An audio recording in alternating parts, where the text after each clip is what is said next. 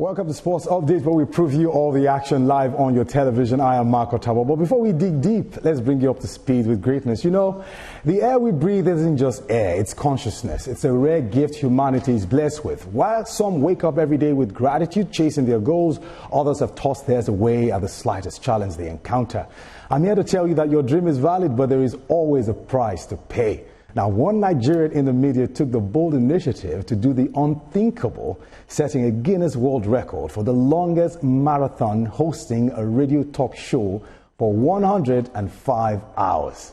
Now, this is the stuff of champions and can only be conceived by an individual who is ready to pay the price. Ladies and gentlemen, right here in the studio is none other but George Ini Abasi Essien, but the fans call him Mighty George. What a rush. What a big time rush. Love the man. So long good to time see no you. see you, man. It's been a while. Yeah. It's been a while. Thank God for, digital media. We chat once in a while. Absolutely. Now, this particular beautiful thing you have done, when I saw it training at the time it started, first of all, I was very intrigued, I must confess. Yeah. I said, what could have made this guy, think about doing something like this?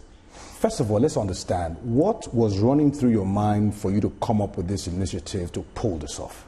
Yeah, I mean, I've said it over and over again, but of course, I was trying to celebrate a milestone on radio, 20 years, so I felt I should mark it with something significant as getting a world record, all right? So that was like the immediate, reason, the first reason I did this. Secondly, I also wanted to put Akwa Ibom on the map, right. For a broadcasting map. Yeah. I mean, we're known for good things.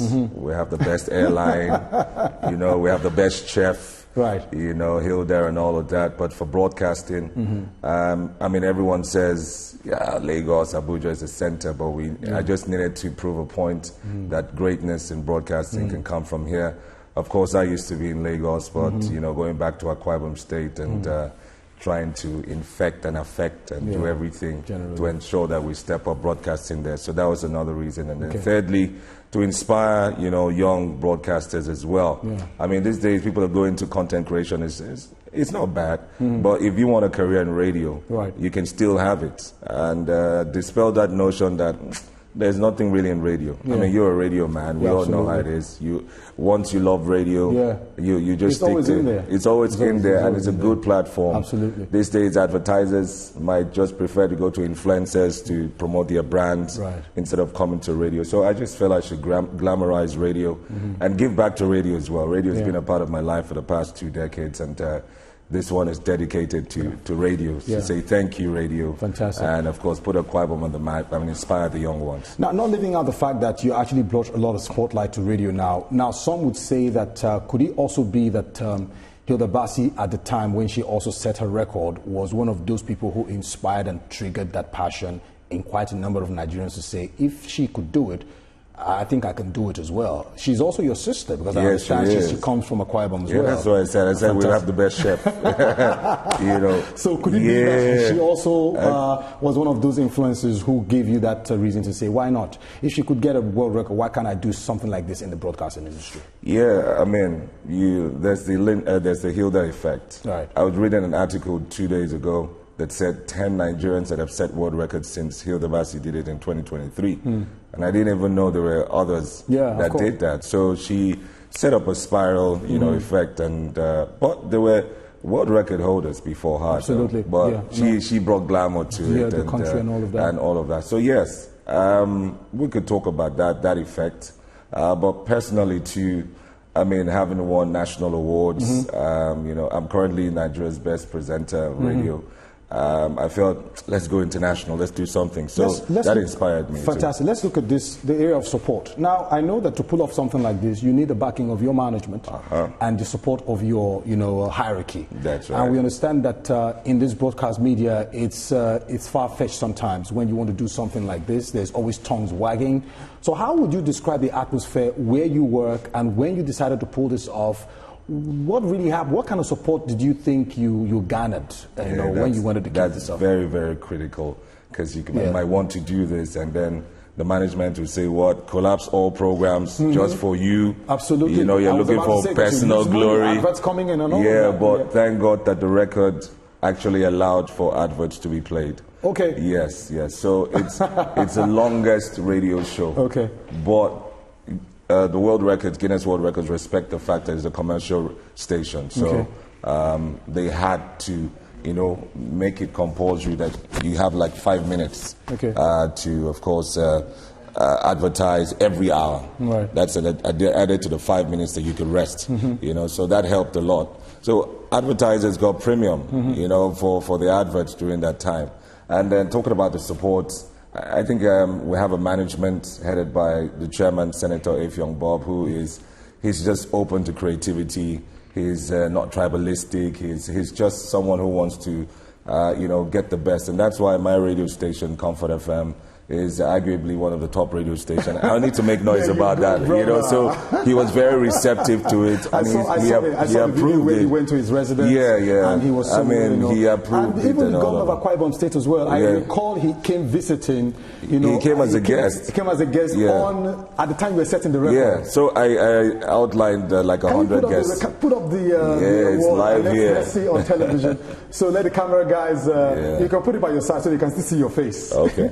All right. So put it up, put it on the table. Yeah, I think it works. Yeah. So Nigerians, right there is the Guinness World Record certificate granted to our man right here, George Essien, the longest marathon hosting a radio talk show, 105 hours, and was achieved by George Iniabasi Essien, Nigeria, in Comfort FM 95.1, Uyo, Akwa Ibom State, Nigeria, between 27th April and May 1st, 2025. That's 5 days. Officially amazing. 5 days and 4 nights. On air.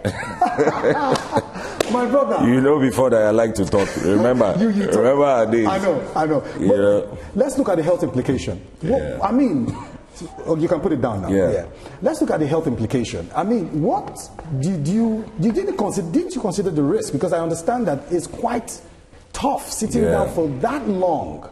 I mean, how did you feel after that? Medically, when you went for your tests and checkups, were you really broken? How did it feel like? Was the whole result of the medical result, did it overshadow the victory, or how did I think I'm just one of the lucky ones. Okay.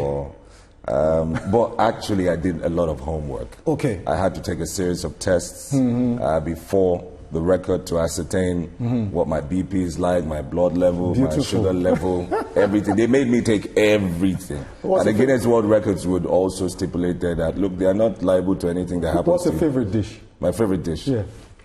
That's fisherman soup.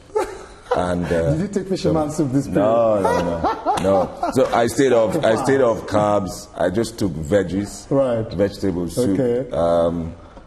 Fruits, coconut water. In fact, people should come to me for consultancy if they want to do things like this. But I stayed off coffee. Coffee would have messed you up. It would mess you up because fantastic. Once it drains out, it just takes you down like that. All right. Most difficult times were the nights. Okay.